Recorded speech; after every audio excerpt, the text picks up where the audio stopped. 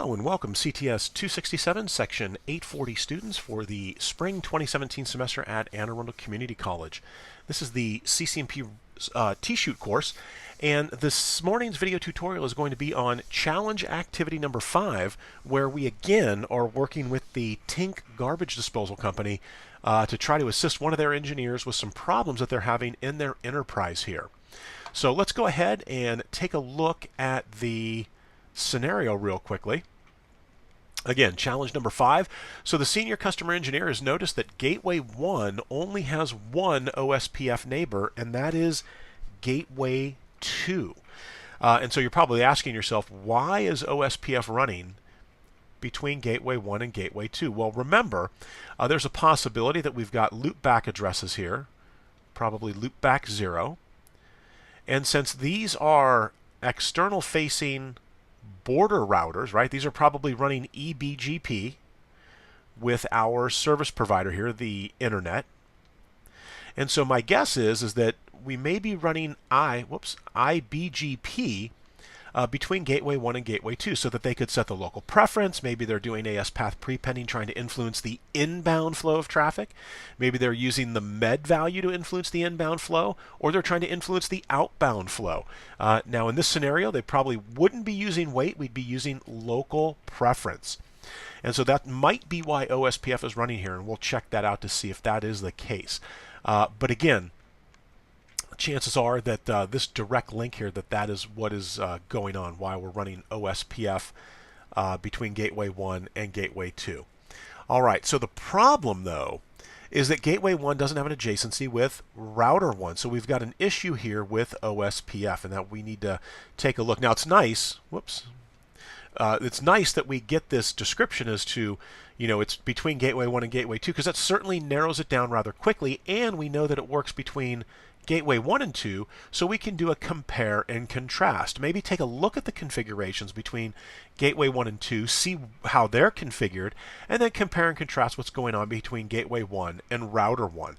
So let's go ahead, dive in, and let's take a look at that. So we've got Gateway 1, Router 1, and Gateway 2 have already been pulled up here, and you can see that we're getting a duplicate address error, and so this is obviously related to one of those 3 trouble tickets. Not sure if it's our trouble ticket or not. And actually, before we do that, let's go ahead and pull up the job aids just to see the physical connectivity. So you can see that it's Ethernet 00 between Gateway 1 and 2, and it's Ethernet 03 between Gateway 1 and Router 1. So let's go ahead and get on to Gateway 1 here. Let's go from user exec to privilege exec, C1SC0. Say show run section router OSPF. Okay, so we've got a pretty blanket network statement here, right? This is basically saying that the entire 10.0.0.0/8, so any interface that begins with 10 dot, is going to have the OSPF process running on it.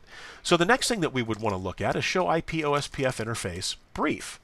So let's see which interfaces are set up here. So it looks like we have a NAT, the NV0 could be a NAT virtual interface. Probably we're doing NAT out to the service provider. That would be easy to check. The interface is Ethernet 0. And what is the interface out to the service provider? Whoops, sorry, I missed that there. Ethernet 01 is the interface out to the service provider. And we've got this unnumbered here, point to point, with NV0. Usually you see that for a NAT interface. So let's say show run int Ethernet 01. Yeah, and we are doing NAT outside. So, but we've got this unnumbered entry here. So we'll come back to that. There's the loopback address. So again, we're able to validate, okay, we are running OSPF between the different routers here. Or I should say between Gateway 1 and 2, but when you look at the connection, do we see an interface here for Ethernet 03? We do, right? So it's listed right there. So how about a show IP OSPF neighbors? Now, when we look at this output, we can see that the OSPF adjacency, or I should say the neighbor ID, right? Now remember, this is the router ID of the neighbor, not the IP address of the neighbor. This is the actual IP address of the neighbor, and this is the interface out which we have this adjacency. So 10.0.10.34, Ethernet 00, remember that's the link directly between gateway 1 and gateway 2. So let's go ahead and say show run interface Ethernet 00. And so you can see that is how this interface is configured. We've got this NAT inside interface statement. Let's take a look at gateway 2. Because remember, we're functioning between gateway 1 and gateway 2. So show IP OSPF neighbors. Now gateway 2, as it should, has an adjacency with both gateway 1 and router 2, because again, this is functioning. So we say show IP OSPF neighbors, show IP OSPF interface brief. You can see that we've got the same 4 interfaces here, but we don't have an adjacency between gateway 1 and router 1. So let's look at the adjacency between gateway 2 and router 2 to see what that looks like. So, or I should say gateway 2 and gateway 1. So there's our statement. Everything looks good there. If we go now to show run interface, Ethernet, and is it 03 down to, no, you got to take a look at the interfaces here. I can never remember the interfaces. So yeah, oh, I'm sorry, it is Ethernet 03. And so this is how we're set up, is we've got a successful OSPF adjacency over this interface, and we have the IP NAT inside statement. So now if we come over to gateway 1, and let's take a look at show run interface Ethernet 03, and let's see what we've got. That looks good. Let's pull up router 1, and you can see that duplicate address is on Ethernet 1.1, and we're going to investigate that here shortly. Let's get our privilege exec password in here. So who do we have a OSPF neighbor relationship with? Well, you can see that everything right now is going to the neighbor with the router ID 10.0.1.9, and we're out Ethernet 1.2.1.1. We've got some sub interfaces in Ethernet 0.0. But here are the actual addresses, but do we see anything out Ethernet, and I apologize, I have to take a look here, a lot of interfaces in play, Ethernet 03, right? There's no listing over here for anything between gateway 1 and router 1. So let's take a look at that interface. Let's say show run interface Ethernet 03. And we take a look at the interface here, and we can see that what we have here on 03, and if I were to pull router 2 up and say show run interface Ethernet 03, we can quickly compare this duplicate address here. You can see, yeah, so it's something related to, I was going to say OSPF, something relating to HSRP. You can clearly see here that this indicates it's an HSRP MAC, so that's probably another issue. But let's continue with this comparison here where we say Ethernet 03 here just has the IP address. When we look at router 1, we've got this IP OSPF network non-broadcast statement. So remember, by default, on Ethernet interfaces, your OSPF network type is going to be broadcast. In fact, if I come back over here, show IP OSPF interface, we'll see some additional information here. We're looking for the link between Ethernet 03.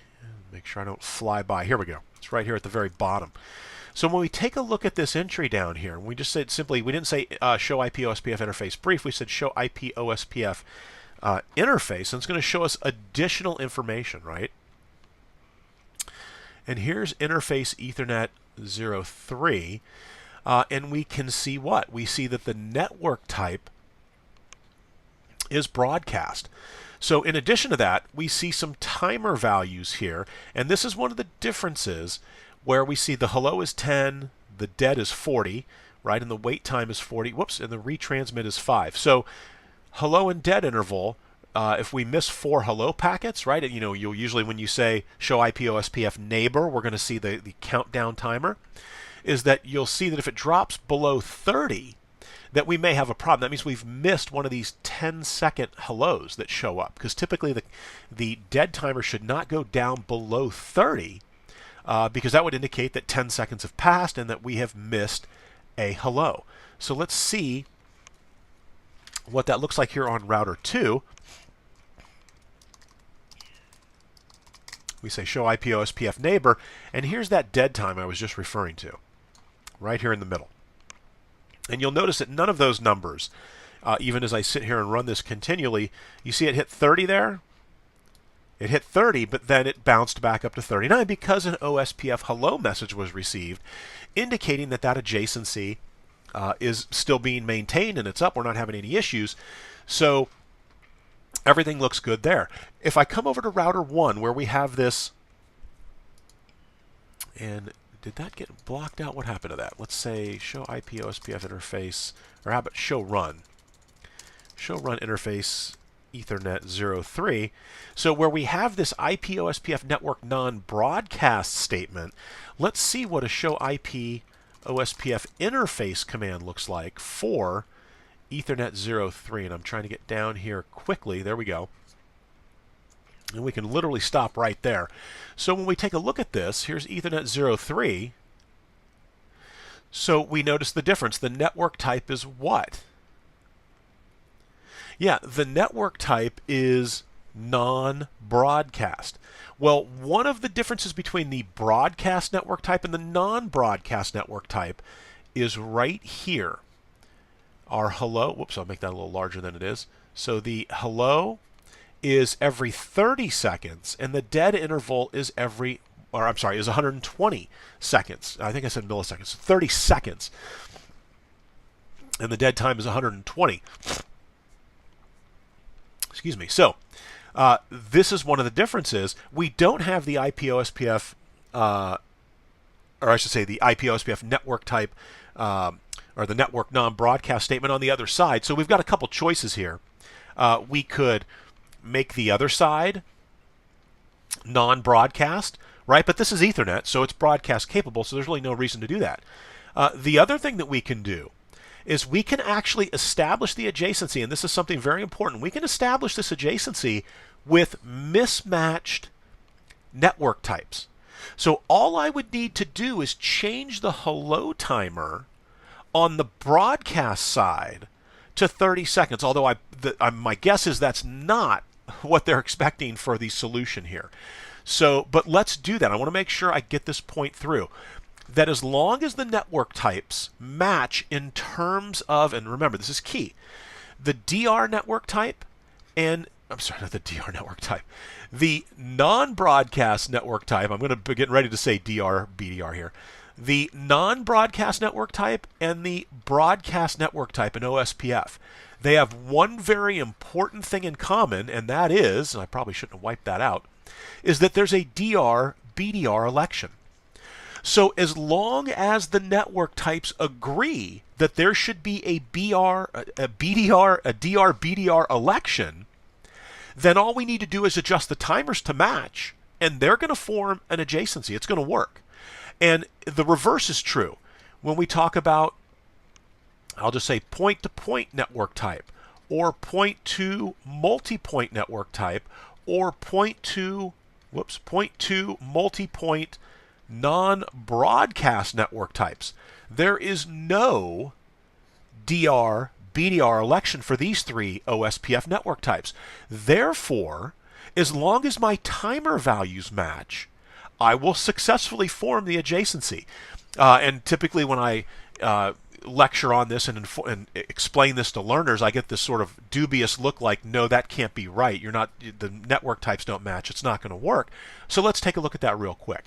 So again, remember, our timers here are 30 and 120 with a weight of 120. So if I were to go over to the gateway 1 side, let's get into global config interface Ethernet 03, IP OSPF, and where am I at here? It's going to be hello interval, and let's change it to 30 seconds. So I changed the hello interval to 30 seconds on gateway 1. And when I say do show IP OSPF interface now, and let's get down to Ethernet 03, what are my values now? Now my values match the values of router 1. So do show IP OSPF neighbors. Let's see what we've got here. So we still don't have it, but we're going to have it. We're going to give it some time here because we're probably just being, and in fact, let's do this. Do clear IP OSPF proc. Let's force this to happen. And of course, Murphy's Law, as soon as so I'm going to say no, right? So I was lulled into this sense that we were going to be waiting a while. I was going to clear the OSPF process, force the immediate sending of hello packets, and look what popped up. There it is. So we've got mismatched network types. If I were to say do show IP OSPF interface Ethernet 03, what do we have here? We have a network type of broadcast, but what have I done? I simply manipulated the hello interval, which then automatically does 4x for the dead interval and the wait time. So now my timers match, but we've got different network types. So you can do this. You can do this as long as the two network types agree that they are going to do a DR-BDR election or that they are not. As long as you match the timer values, this is going to work. So my guess is this is probably not what they were looking at in terms of a solution. So let's do this. We'll pull back the hello interval and we'll say no. And I'm pretty sure that they're probably going to want you to either match the network type or to simply turn or make the network type correct, right? And so the correct thing to do would be in interface Ethernet 03. Do show run. Let's make sure I'm in the right interface here. Show run Ethernet 03. Yes, is that we would say no IP OSPF network type non-broadcast because this is also, and you can see right there that the adjacency over Ethernet 03 came up, that will automatically change those timers. Do show IP OSPF interface Ethernet 03. By making it broadcast, what did we do? Exactly. The broadcast network type, the default seed timers are 10 and 40. Right? So we match the timers, we match the network type, and so now this is a much cleaner configuration. Again, keep in mind that those network types do not have to match. As long as the timers match, and most importantly, they agree that there's going to be a DR-BDR election, and there's only two network types that are going to do that. That's going to be the broadcast network type and the non-broadcast network type. So those can mismatch. So in other words, we couldn't have one side be broadcast and the other side be point to multipoint, non-broadcast. It's not going to work, right? Okay, so we're set up there. Let's go ahead now and see. We should be good. Do show IP OSPF neighbor, at least with the OSPF component. And we are. We now have the adjacency. Okay, so good. Let's move on to, let's see what the second scenario is talking about here. So we've got the adjacency up. Donovan's configured all routers in the network via remote with remote access via SSH version 2.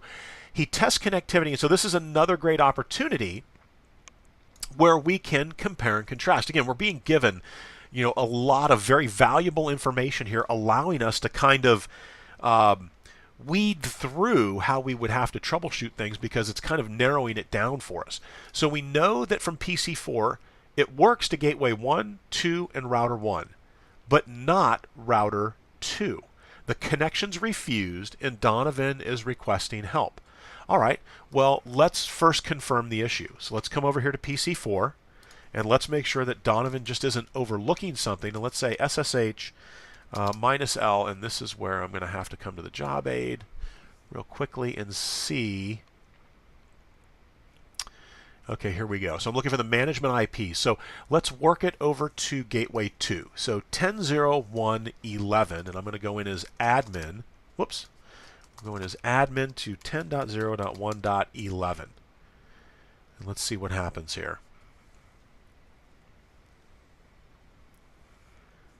And it looks like it's going to hang on us. Okay, whoa, that took a while. All right, C1 SC0. All right, so as you can see, right, it worked over to gateway 2. No problem there. Now let's recreate the issue, and let me get the address for router 1. And now I'm drawing a blank on the router that was being asked for here. Router 2, sorry. So let's take a look at the management IP for router 2. So 10.0.1.9. So from PC4, we're going to go over to 10.0.1.9, and let's see what we see. And again, just confirming the issue that this is being rejected. Well, we get a password prompt, CISCO. Let's see what happens. And that is interesting because that is not supposed to be working. So it appears that, and I'm not sure if this ticket, or I should say that this issue is, if that's what they were expecting us to do, was to check it out or not. Let me reread this here real quick and make sure we did the right thing. SSH version 2, he now tests connectivity from PC4, but he can't get to router 2. The connection's refused. Well, let me do this. Let's get into, let's check on gateway 2 here. Let's see. It mentioned SSH version 2. So let's see. If I say show IP SSH, we can see, all right, SSH version 2 is enabled. So let's check router 2. And let's see, show IP SSH. All right, so that's interesting. So we're able to SSH in. That's not an issue. I'm wondering, let's check gateway 2, or we actually already did. Let's check gateway 1. Let's make sure, because again, it's nice to be able to compare these things, right? So show, whoops, or do show IP SSH, and it is running version 2. So let's do this. Let's go to router 2. We can see right away that, you know, they mention version 2, and there's usually a reason for that, and that's because that someone's not running version 2. So let's get into global config, say IP SSH version 2. We may need to, yes. Well, now this is interesting that we're able to SSH in, and this is saying that there are no RSA keys. So, yeah, let's go crypto key generate RSA and modulus, is it? Modulus, and we'll say 1024. All right, and then we're going to say SSH version 2. I'm sorry, IP SSH version 2. There we go. And so now do show IP SSH shows that we're running version 2 and we have a key. So it's interesting that we were able to do it without that. Let's see now what happens when we have that. Let's go back to 10.0.1.9 router 2 and see if we can get back in now.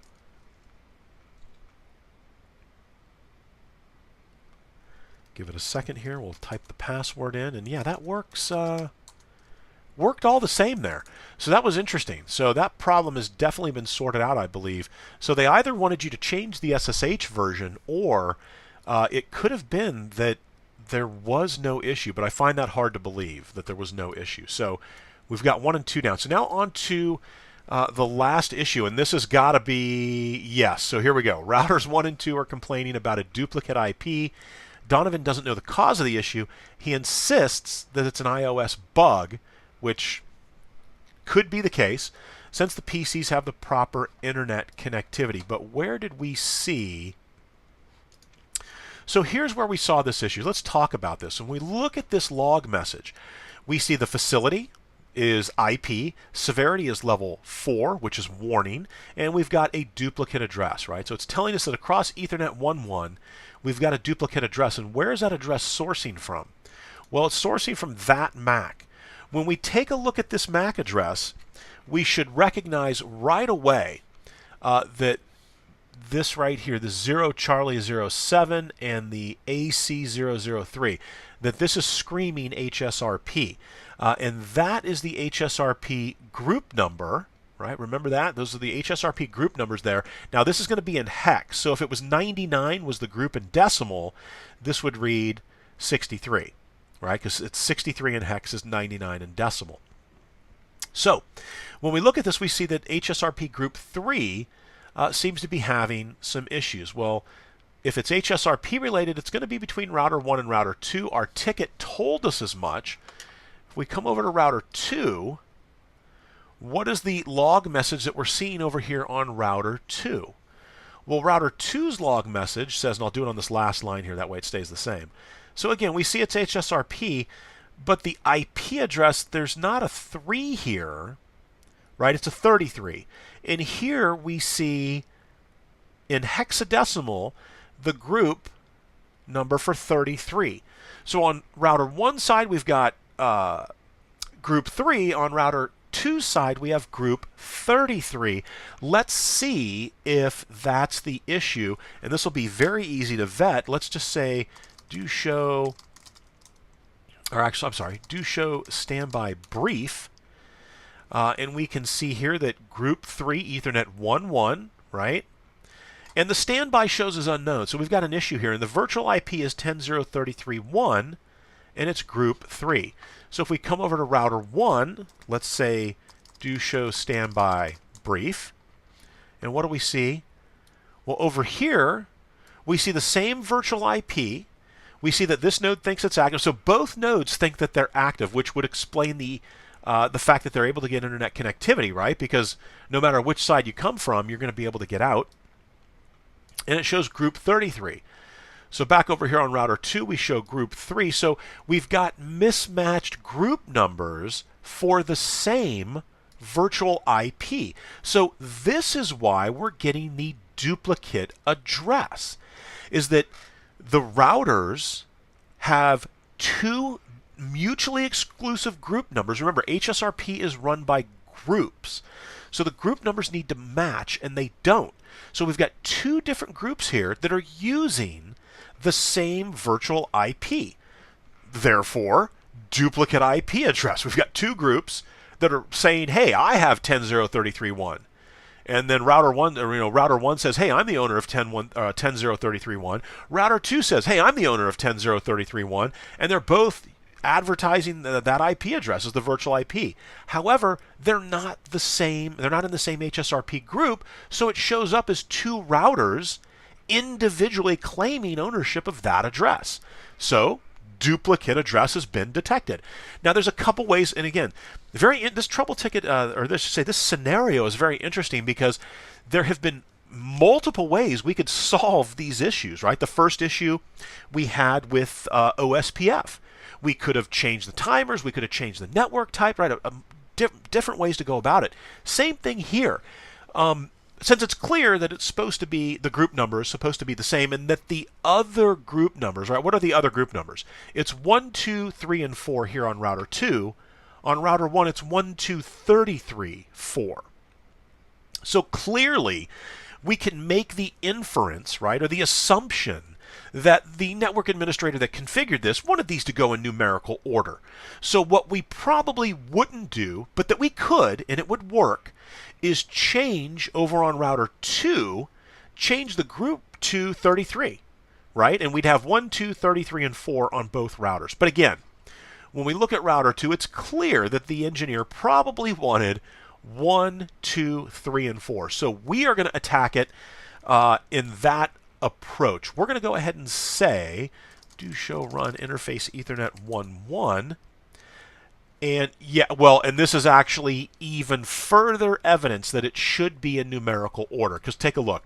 He got the preempt statement correct, but then typoed the standby, the priority, and the preempt. So let's sort this out. So no standby, 33 IP 10.033.1. And again, this is definitely proof that while there are different ways to solve this, this is probably the most correct, based off the evidence that we're looking at here. And then no standby 33 preempt. So we're going to say standby 3 IP is 10.033.1. The standby 3 priority would be 110, and then the standby 3 preempt. All right. So that is going to solve the issue, but how do we validate, right? So show standby brief. And well, wait a second. It should not be showing a duplicate. Show run interface Ethernet 1.1. And that is interesting. So let's do this. I'm going to do this. Default interface Ethernet 1.1. Oops, sorry. A typo there. So that should have taken, unless I had a bunch of typos there. All right, so do show run interface Ethernet 1.1. So there's nothing on that interface now. So here's how we're going to approach this. Interface Ethernet 1.1. We're going to say IP address 10.0.33.2, and that's a /24. we're going to say standby 3 IP 10.0.33.1, standby 3 preempt, standby 3 priority 110, and then finally, do we get the IP on there? Show run interface Ethernet 1.1. And let's make sure that we duplicated that. The priority, the IP, and the preempt. So we have the 2 preempt statements in there, and then our IP. So we should do show standby brief. We should be good to go at this point. All right, now that looks much better, right? So if I was to say do show standby, and we were to take a look at group 3, we can see now that everything looks good, right? The priority is configured as 110. The standby router priority is configured at 90, and everything looks good. And so that has solved the third and final problem. So again, challenge 5, very interesting challenge where you saw we had many ways we could have resolved some of these issues. And this last one here, I'm definitely going to err on the side of the fact that everything should have been in numerical order was how we should be solving that problem. All right, well, that has resolved all of the trouble tickets for Challenge Activity 5. Thanks for watching, and I will see you on Thursday evening.